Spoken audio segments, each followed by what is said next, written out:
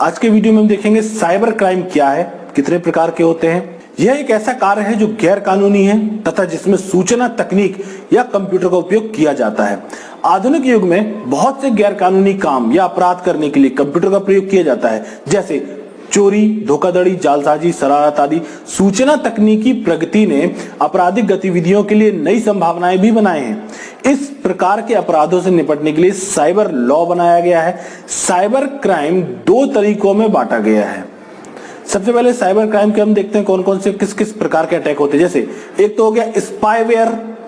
Spyware क्या होता है? यह एक द्वेषपूर्ण यानी कि मैलिशियस सॉफ्टवेयर प्रोग्राम है जिसका उद्देश्य कंप्यूटर यूजर के विरुद्ध जासूसी यानी कि स्पाई की तरह कार्य करता है। यह द्वेषपूर्ण प्रोग्राम कंप्यूटर उपयोगकर्ता के बारे में छोटी छोटी सूचना जैसे ईमेल संदेश, यूजर नेम, पासवर्ड, पूर्व में देखी गई वेबसाइट का विवरण आदि इकट्ठा करता है।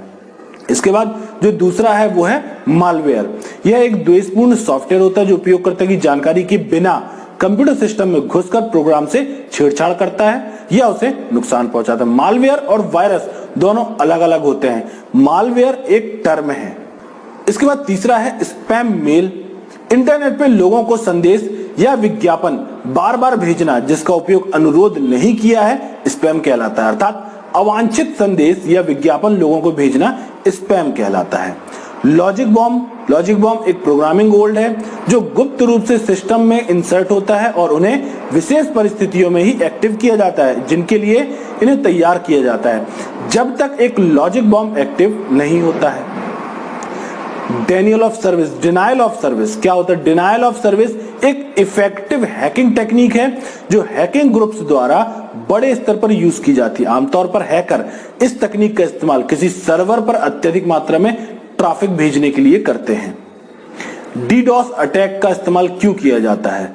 सर्वर की बैंडविड्थ, डिस्क स्पेस और प्रोसेसर टाइम खत्म करने के लिए, कॉन्फ़िगरेशन इंफॉर्मेशन को खराब करने के लिए, यूजर्स को साइट से दूर रखने के लिए। टाइप्स ऑफ साइबर क्राइम की अगर बात करें क्राइम सबसे पहला है ईमेल फ्रॉड। ईमेल के माध्यम से इन ठगी के कई रूप हैं। मूलतः ये सभी प्रयास ईमेल प्राप्तकर्ता के अंदर छिपी बिना प्रयास के दौलत हासिल करने की लालसा का लाभ उठाते हैं।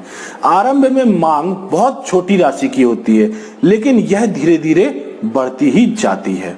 इसके बाद बात करेंगे फिशिंग की। फिशिंग क्या होता है? फिशिंग का मतलब होता है मछली पकड़ना।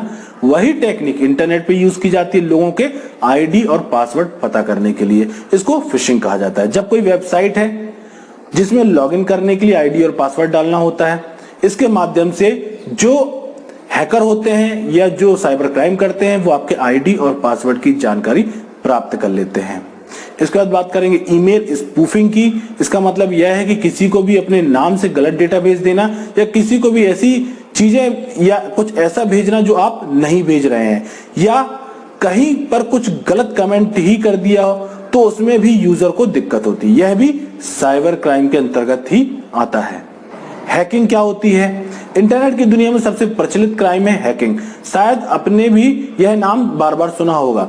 आपकी कोई वेबसाइट है, ब्लॉग है और किसी हैकर ने उसको हैक कर लिया तो फिर वह अपने मर्जी से, मनमर्जी से अनुसार उसमें चेंज कर सकता है, बदलाव कर सकता है, उसके पूरे डेटा को डिलीट भी कर सकता है। आइडेंटिटी थेफ्ट यह क्राइम आज के टाइम में सबसे ज्यादा देखा जा रहा है। ये ज्यादातर उन लोगों को टारगेट करते हैं जो कि इंटरनेट का इस्तेमाल कर अपने कैश ट्रांजैक्शन और बैंकिंग सर्विसेज इस्तेमाल करते हैं। आइडेंटिटी थेफ्ट जैसे कि नाम से समझ में आ रहा है कि इसके माध्यम से आपकी आइडेंटिटी, आपकी पहचान की चोरी की जाती है।